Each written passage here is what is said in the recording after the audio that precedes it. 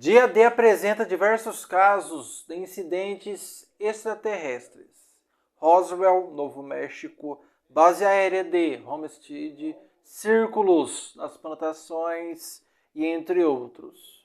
Qual dos incidentes é baseado em fatos reais ou pura ficção? O que realmente aconteceu nos incidentes extraterrestres na vida real? Vem comigo! Fala Geeks! 1947, Roswell, Novo México.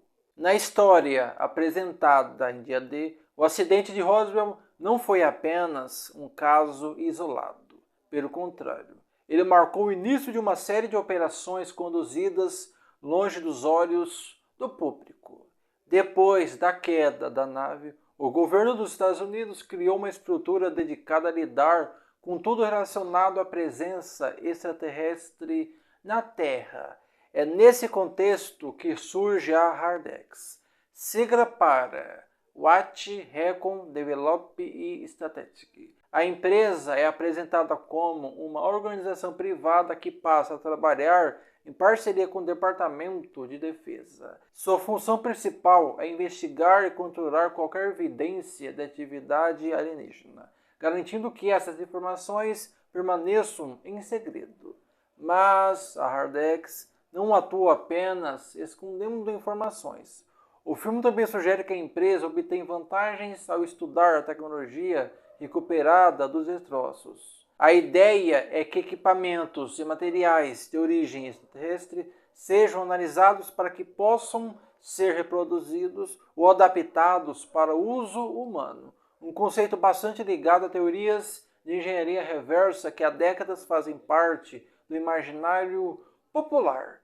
Durante algumas cenas mostradas como registro de arquivo, vemos equipes ligadas ao governo recolhendo destroços e transportando corpos extraterrestres encontrados próximo ao local da queda. Essas imagens reforçam uma das versões mais conhecidas da lenda de Roswell, a de que o governo teria encontrado muito mais do que simples fragmentos de metal espalhados pelo deserto. Essa interpretação conversa diretamente com várias teorias da conspiração que surgiram ao longo dos anos. Entre elas está a ideia de que os destroços e os corpos recuperados teriam sido levados para instalações secretas, incluindo locais frequentemente associados ao tema, como a famosa Área 51. O interessante é que o próprio caso de Roswell ajudou a alimentar essas suspeitas. Na época, autoridades militares divulgaram uma comunicação afirmando que haviam recuperado um disco voador. Pouco tempo depois, a versão oficial mudou. Os militares passaram a dizer que os destroços pertenciam, na verdade, a um balão meteorológico, encerrando oficialmente o assunto. Mesmo assim, a mudança de versão acabou gerando ainda mais dúvidas. Para muitos pesquisadores e entusiastas do tema, essa explicação nunca foi suficiente para esclarecer completamente o que aconteceu naquele verão de 1947. Por causa disso, surgiram inúmeras hipóteses envolvendo naves extraterrestres, tecnologias desconhecidas e até a recuperação de organismos não humanos. 1965, Kecksburg, Pensilvânia. Outro caso que aparece entre os documentos e imagens revelados é o famoso incidente de Kecksburg, na Pensilvânia. O episódio que acabou ficando conhecido por muitos pesquisadores como a Roswell da Pensilvânia. O caso aconteceu em dezembro de 1965. Na época, moradores de várias cidades da região relataram ter visto um objeto luminoso cruzando o céu em alta velocidade. Pouco tempo depois, surgiram relatos de que algo havia caído em uma área de floresta próxima à comunidade de Kecksburg. As descrições dadas pelas testemunhas chamaram bastante atenção.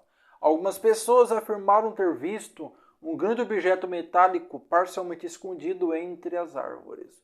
O formato lembrava uma bolota ou um sino, e um dos detalhes mais comentados eram símbolos estranhos gravados em sua superfície. Muitos disseram que essas marcas pareciam algum tipo de escrita desconhecida, frequentemente comparada a hieróglifos. O que tornou o caso ainda mais misterioso foi a rápida chegada das autoridades. Militares e agentes do governo isolaram a área pouco tempo depois dos relatos iniciais e pedindo a aproximação de curiosos e jornalistas. Segundo diversas testemunhas, o objeto teria sido removido durante a operação, mas nenhuma explicação definitiva foi apresentada ao público. Como resultado, o incidente alimentou debates e teorias durante décadas. No material exibido em Dia D, é possível perceber uma clara referência a esse acontecimento. As imagens mostram equipes governamentais encontrando uma nave acidentada em uma região florestal, cercada por destroços que apresentam símbolos incomuns muito parecidos com aqueles descritos pelas testemunhas de Kecksburg. Mas o filme vai além da simples recriação do acidente. Enquanto o caso real nunca teve uma conclusão comprovada, a versão apresentada na história sugere que havia sobreviventes dentro da nave. Em algumas cenas, pelo menos um dos alienígenas ainda está vivo após a queda. Esse detalhe se conecta diretamente a informações reveladas anteriormente sobre a Hardex. Ao longo da trama, fica claro que a organização mantinha seres extraterrestres sob sua custódia. Esses indivíduos eram interrogados e submetidos a diversos experimentos, incluindo procedimentos invasivos conduzidos em segredo. Um dos exemplos mais importantes é o In Vivo 17, apresentado como o alienígena de maior porte visto no final do filme. O personagem acaba sendo libertado por Hugo e por outros membros que decidiram abandonar a Hardex. 1973. Base aérea de Homestead. Entre os eventos mais curiosos mostrados em Dia D, existe uma sequência ambientada em 1973, que mistura um caso famoso da ufologia com a história política dos Estados Unidos. A cena se passa na base aérea de Homestead, na Flórida, e mostra um encontro entre o então presidente Richard Nixon e o comediante Jack Gleason. No filme, Jane recebe acesso a arquivos confidenciais apresentados por Daniel Kerner, um denunciante ligado à Hardex. Entre esses registros está uma gravação que mostra Nixon levando Gleason até uma instalação altamente restrita dentro da base militar. Lá, o presidente vê algo que poucas pessoas fora do governo conheciam: corpos alienígenas preservados e armazenados em segredo pelas autoridades americanas. Essa sequência não surgiu do nada. Ela é baseada em uma história que circula há décadas entre pesquisadores e entusiastas de OVNIs.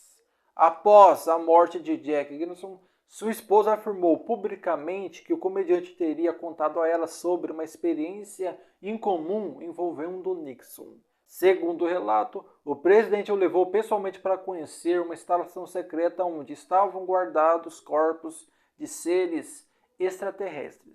Apesar da popularidade da história, nunca apareceu qualquer prova concreta que confirmasse o acontecimento. Ainda assim, o caso permaneceu vivo ao longo dos anos e acabou se tornando uma das lendas mais conhecidas da ufologia norte-americana. Ao incorporar esse episódio à narrativa de Dia D, Steven Spielberg utiliza o caso como parte da explicação para os mistérios centrais da trama. De acordo com a continuidade apresentada no filme, o fato de Nixon ter compartilhado informações extremamente sensíveis com alguém fora do governo teria gerado preocupações dentro dos órgãos responsáveis pelo sigilo dessas operações. A situação teria ficado ainda mais delicada após o escândalo de Watergate, que abalou a confiança das instituições e expôs a vulnerabilidade de informações confidenciais.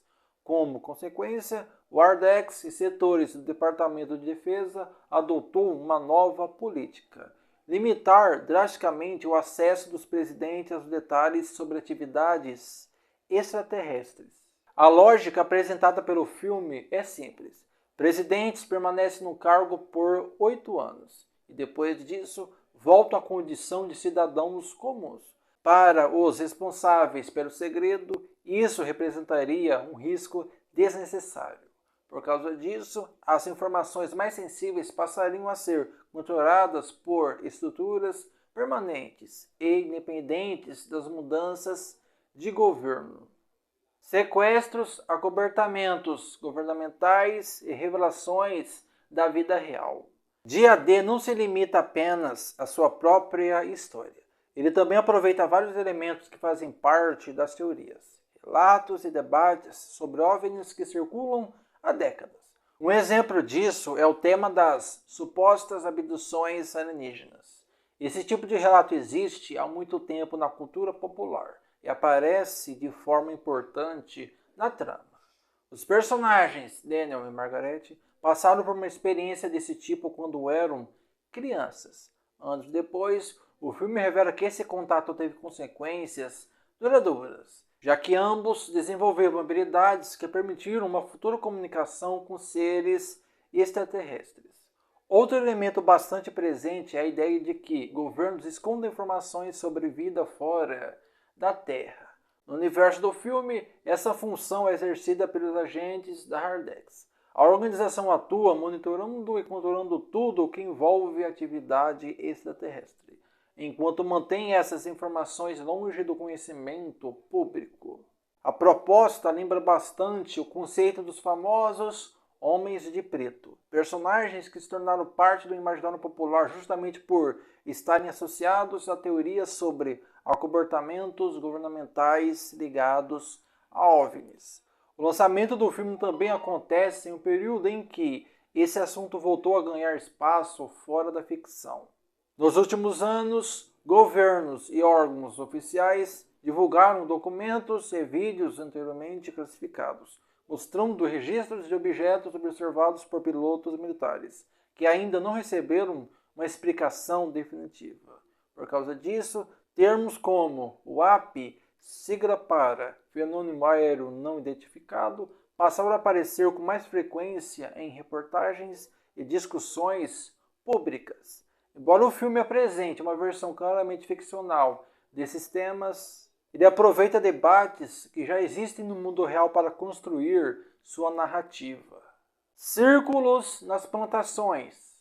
Dia D não dedica muito tempo para explicar exatamente o que os círculos nas plantações significam, mas a forma como aparecem na história chama bastante atenção. Durante a fuga de Hardex, Dan e Hugo tentam encontrar uma maneira de divulgar o arquivo que roubaram e escapar da perseguição. Enquanto discutem seus próximos passos em uma área rural, algo estranho acontece. Diversos círculos começam a surgir no campo ao redor de Daniel, formando padrões complexos diante do personagem.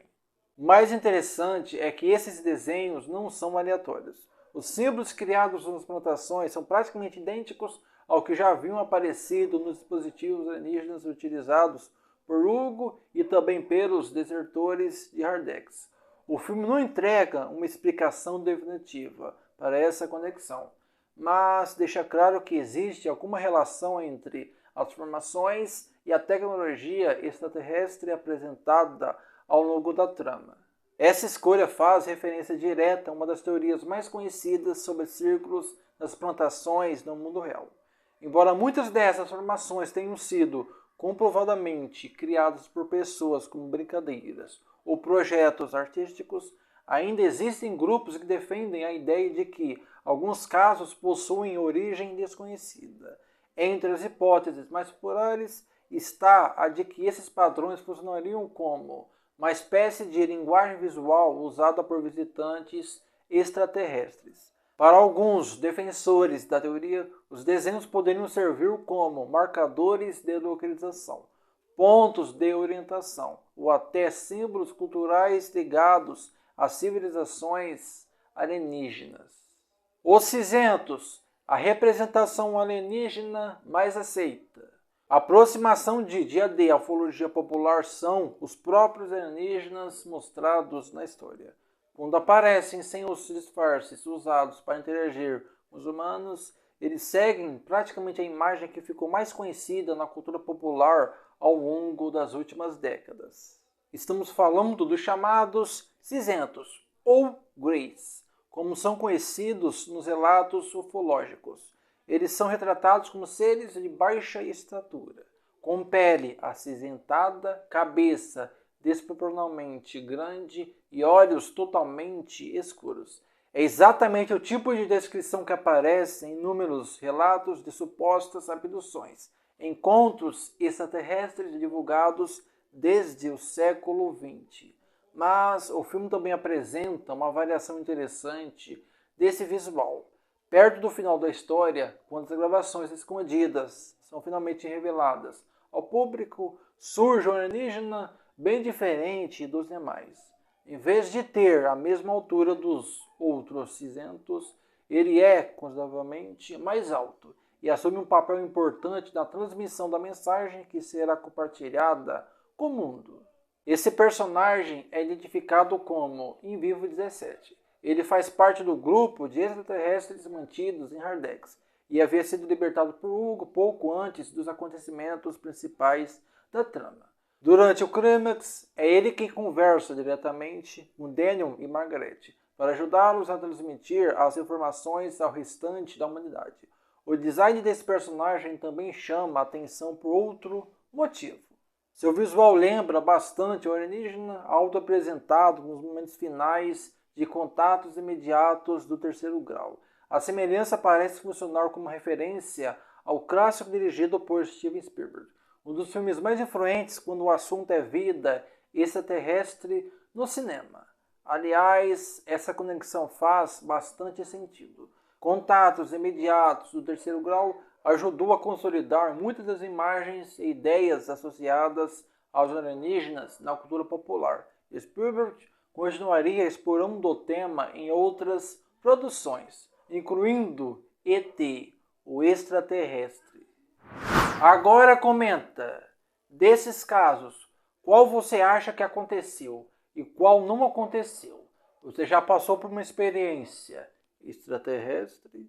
Comente, se inscreva ativando o sininho. A cultura pop está cheia de novidades e você verá cada uma delas aqui no canal.